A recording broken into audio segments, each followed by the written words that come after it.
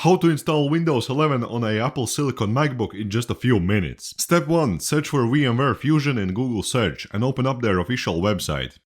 Once you're in there, click on this Download Fusion button right here. This will redirect you to log into an account. If you don't have a VMware account, you can register one by pressing this button right here. Once you have created your VMware account, head over to the login page and type in your username followed by the password. Now you should be in the dashboard. Then go ahead and click on this My Downloads section. You can scroll down a bit and you'll see VMware Fusion. Now click on it. Then select VMware Fusion 13 and click on the latest release. After that, just go ahead and download it. Once it's finished, you can open the downloaded DMG file and go through the installation process.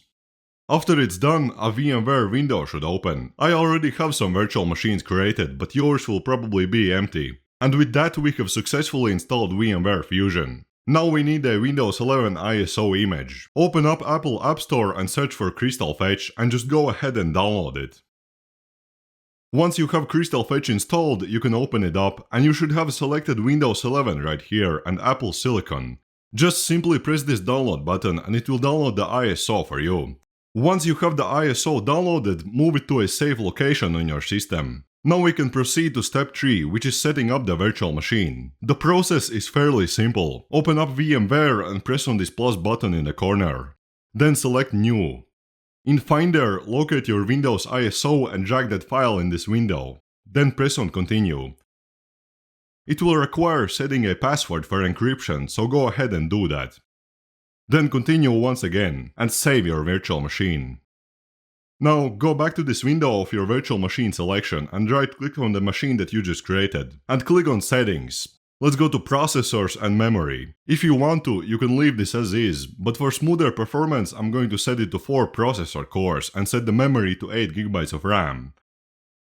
Also, we can check out display options and enable Accelerate 3D graphics if it's not already on by default, as it also improves performance and ensures all the features work properly. Then let's go back and start our virtual machine. Now press any random key on your keyboard. And now you can select your language settings and click Next. I'm going to click on Install Windows 11 and check this right here. And click Next. If you have a product key, then enter it right here. If you don't, then press on I don't have a product key. Select whichever version you want and click Next. Agree to terms and conditions, click Next, and install Windows 11. Now it's going to take a few minutes, so wait for this to finish. It's going to restart a couple times as well. Once we are in the screen, what we have to do is press Function Shift F10 to open the console, so that we can bypass the network drivers requirement during the setup. Just type OOB/bypass NRO and it will reboot the system. Now you can proceed with the setup and select the region and keyboard settings. On this network setup part, press I don't have internet for now, as we will set this up later. Then create your account for Windows. And after you're done, you'll see this screen, so wait for it to finish installing.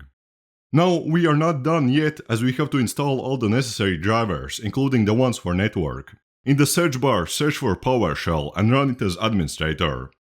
Here you have to type Set Execution Policy Remote Signed and press Enter. Now you can just agree to everything by pressing the letter A, and then just exit the PowerShell. Then go to your top menu panel in the virtual machine section, find Install VMware Tools and click on it. Now wait for it a bit until you see this notification pop up.